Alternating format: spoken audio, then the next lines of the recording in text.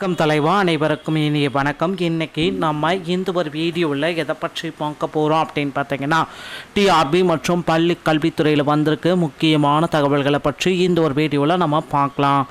ஆசிரியர் தகுதி தேர்வுடைய முடிவுகள் விரைவில் வெளியிட போகிறாங்க. தமிழகத்தில் ஆசிரியர் தகுதி தேர்வு டெட் எனக்கூடிய பேப்பர் 1 மற்றும் பேப்பர் 2 முடிவுகள் ஜனவரி முதல் வாரத்தில் வெளியாகும் என்ற கருத்துக்கள் எதிர்பார்க்கப்படுகிறது மக்களே.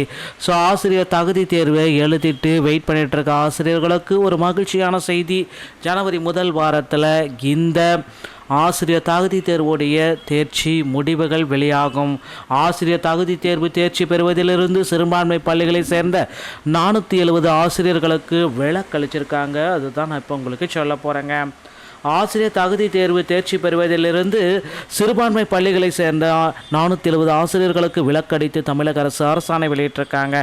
இது குறித்து பள்ளி கல்வித்துறை முதன்மை செயலாளர் பி சந்திரமோகன் வெளியிட்ட அரசாணை என்ன அப்படின்னு பார்த்தீங்கன்னா, அரசு நிதி உதவி பெறும் சிறுபான்மை கல்வி நிறுவனங்களில் பள்ளி நிர்வாகங்களால் நியமிக்கப்பட்டு ஆசிரியர் தகுதி தேர்வில் தேர்ச்சி பெறாமல் பணிபுரிந்து வரும் 470 ஆசிரியர்களுக்கு கல்வி தகுதி உள்ளிட்ட இதர விவரங்களின் உண்மைத்தன்மை உறுதி செய்த பின்னர் தொடர்புடைய அதிகாரம் பெற்ற அலுவலர்களால் நியமன ஏற்பு வழங்க ஒப்புதல் அளிக்கப்படுகிறது.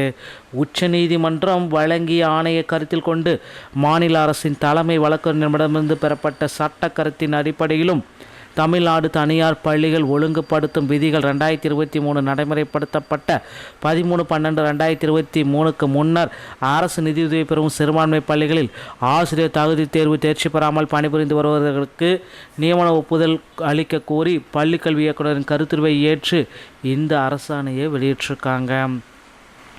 இந்த அரசாணை மூலம் சிறுபான்மை பள்ளிகளை சேர்ந்த 316 பட்டதாரி ஆசிரியர்களும் தொடக்க கல்வி இயக்கத்தை கட்டுப்பாட்டில் உள்ள 156 ஆசிரியர்களும் என 470 ஆசிரியர்களுக்கு டெட் தேர்விலிருந்து விலக்களிப்போம் அப்படின்றத குறிப்பிட்டிருக்காங்க. இதற்கான ஒரு அரசாணையை வெளியிட்டிருக்காங்க. அடுத்து வரக்கூடிய டெட் தேர்வில் பாஸ் மதிப்பெண்களை குறைக்க போகிறாங்களா?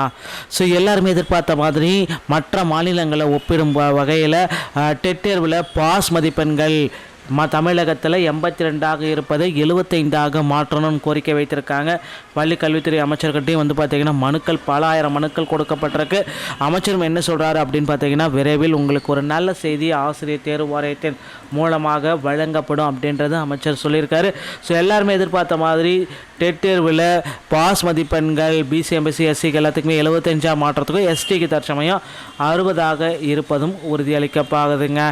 விரைவில் இதற்குண்டான ஒரு மிகப்பெரிய ஒரு அப்டேட்டு ஆசிரியர் தேர்வு வாரியத்தின் மூலமாக வெளியாகும் என்பதை நம்ம எதிர்பார்க்கலாம்.